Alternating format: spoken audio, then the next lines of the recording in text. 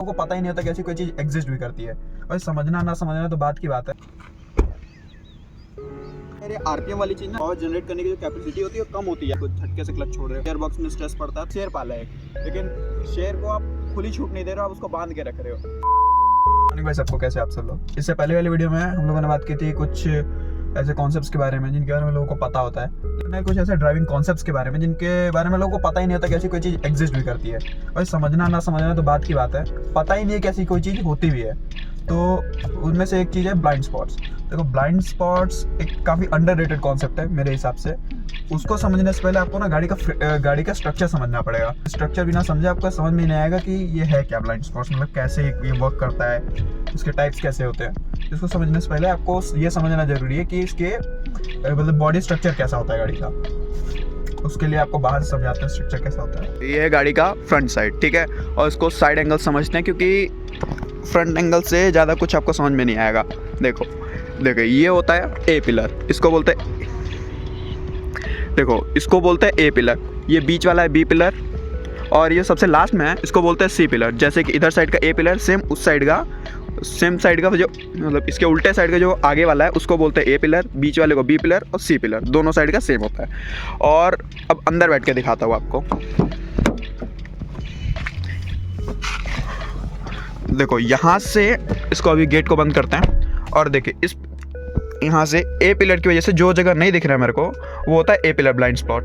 और इधर सेम, इधर भी ए पिलर ब्लाइंड स्पॉट। और इधर बी पिलर की वजह से ज़्यादा ब्लाइंड स्पॉट आता नहीं क्योंकि इससे ज़्यादा फर्क नहीं पड़ता है। कल आप कहोगे सी पिलर ब्लाइंड स्पॉट। देखो सबसे खतरनाक ए पिलर और सी पिलर को समझा जाता है डेंजरस, क्योंकि बी पिलर तो कहीं पे ज़्यादा मैटर करता नहीं है। आप कहोगे कि भाई यहाँ से सी पिलर का क्या लेना देना है, तो उसका फ़र्क पड़ता है आपके ये रियर व्यू मिरर से। क्योंकि जब आप रियर व्यू मिरर से देखोगे तो देखो यहाँ से जो थोड़ा सा एरिया नहीं दिख रहा है ना, वो सी पिलर की वजह से नहीं दिख रहा है, और इधर से भी सेम वही सी पिलर की वजह से नहीं दिख रहा है।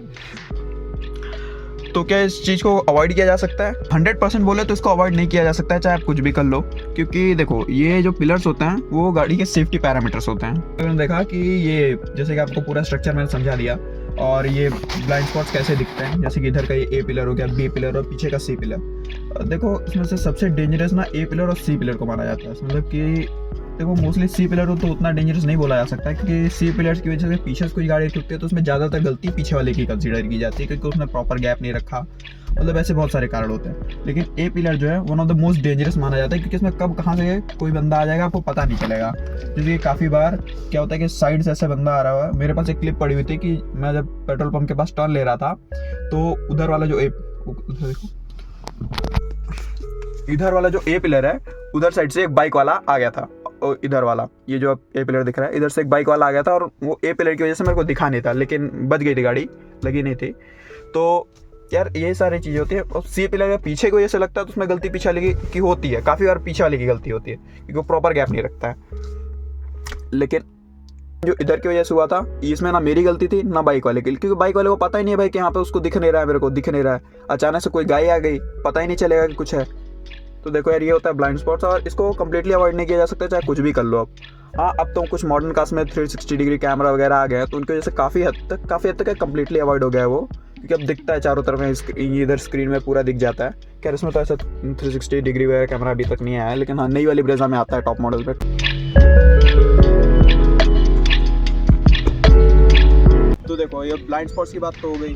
अब इसको तो देखो प्रैक्टिस के साथ और प्रॉपर अवेयरनेस के साथ ही अवॉइड किया जा सकता है, बाकी मतलब मिनिमाइज़ किया जा सकता है, अवॉइड तो क्या ही बोले। तो वही है।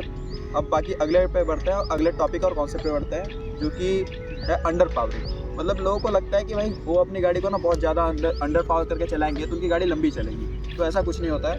कि जो कहते हैं ना कि किसी भी, जैसे कि आपने शेर पाला है, लेकिन शेर को आप खुली छूट नहीं दे रहे हो, आप उसको बांध के रख रहे हो, तो भाई क्या होगा, वो अपने शेर वाली वो जो उसका कैरेक्टर होता है वो खो जाएगा। सेम वही चीज़ गाड़ियों के साथ भी होती है। अगर आप गाड़ी बहुत पावरफुल गाड़ी लेके आ गए, लेकिन आप काफ़ी अंडर पावर करके उसको चला रहे हो, तो वो आपका कुछ काम करेगा नहीं। आफ्टर अ सर्टेन पॉइंट वो आपको ना डिस्टर्ब ही करेगा, कि वो गाड़ी में प्रॉब्लम्स आनी शुरू हो जाएंगी। देखो यार अंडर पावरिंग, अब अंडर पावरिंग में भी बहुत टाइप के होते हैं। जैसे कि काफ़ी ना लोग एकदम 2000 से एकदम नीचे चिपका के गाड़ी चलाते हैं। भाई एकदम बहुत ज़्यादा चिपका के भी चलाओगे ना, आपको भी बहुत सारे इश्यूज आते हैं गाड़ी में।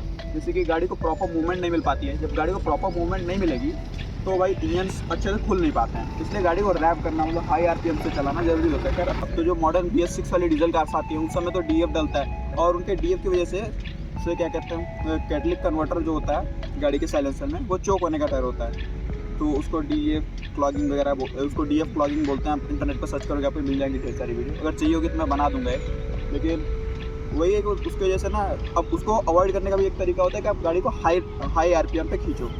कुछ लोग बोलते हैं कि तेज़ स्पीड में चलाओ तो वो होता है, तेज़ स्पीड से चलाओ तो क्या कहते हैं कुछ परसेंट तक क्लीन कर देता है, लेकिन नहीं, तेज़ स्पीड से चलाने से ज़्यादा फर्क नहीं पड़ता है। आपको ना रैप करना होता है ताकि ज़्यादा हाई आरपीएम पे चलाओ, ताकि इंजन हीट हो।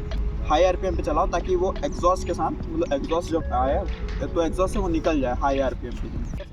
DF क्लॉगिंग हो जाती है, तो DF क्लॉगिंग को हटाने के लिए जब से कि आपको हाई आरपीएम पे गाड़ी चलानी होती है। ऐसा नहीं कि आप तेज़ चला रहे हो तो ठीक होगी, तेज़ चलाने से हाई आरपीएम पे आपको गाड़ी चलानी है, जैसे इंजन हीट होगा, वो साइलेंसर से गर्म हवा निकलेगी तो उसके साथ काफ़ी हद तक क्लीन हो जाता है, लगभग 20% के आसपास वो DF क्लॉगिंग को प्रिवेंट कर देता है। देखो 100% तो वो प्रिवेंट नहीं होगा, उसके लिए आपको वही सर्विस सेंटर के चक्कर काटने पड़ेंगे, लेकिन कुछ परसेंट तक वो आपको बेनिफिट करेगा।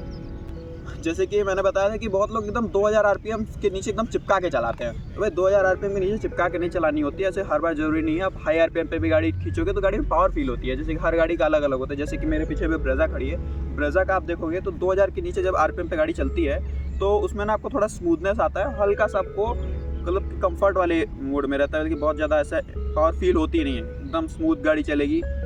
क्या स्मूथ तो 2000 आरपीएम के बाद भी है, लेकिन उसके अंदर आपको पावर फील होती है कि भाई कुछ चला रहे हो, एकदम पंजा दाबोगे तो गाड़ी चलती है, एकदम तेज उठती है। और वैसे 2000 आरपीएम के नीचे रहेगा तो आपको टॉर्क कम फील होगी, जैसे गाड़ी की टॉर्क थोड़ा कम है।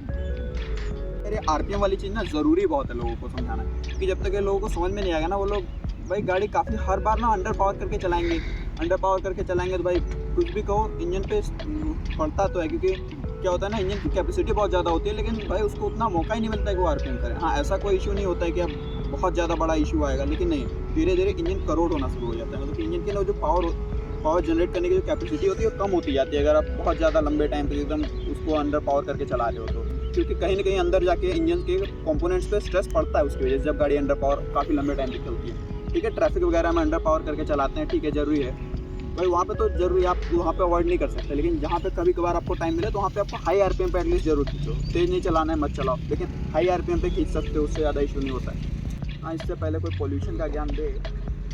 लोगों को लगता है कि गाड़ी को ना हाई आरपीएम पे चलाएंगे तो गाड़ी ख़राब चलती होगी, ऐसा कुछ नहीं होता है। गाड़ी को अगर हाई आरपीएम पे खींचोगे भी तो कुछ बहुत ज़्यादा फर्क पड़ता नहीं, क्योंकि गाड़ियाँ ऑप्टिमाइज होती हैं।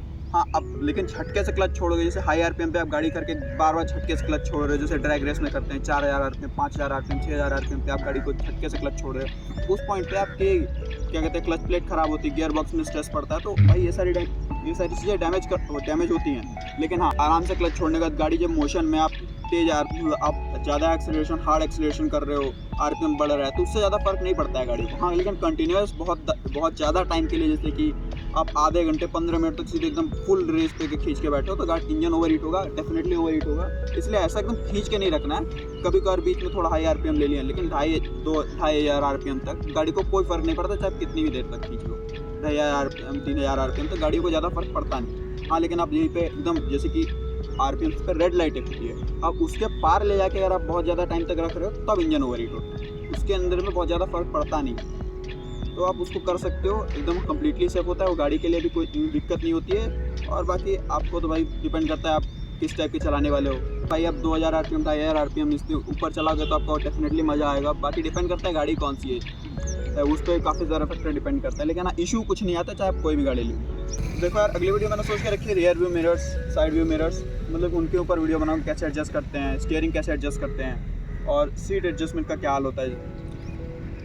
मतलब कि मैं उसमें ना कोर कॉन्सेप्ट बताऊंगा कि आपको क्या चीज़ को आपको ध्यान में रखते हुए सीट एडजस्ट करना है, खासकर जो बिगिनर होता है उनको इन सारी चीज़ों के बारे में नहीं पता होता है।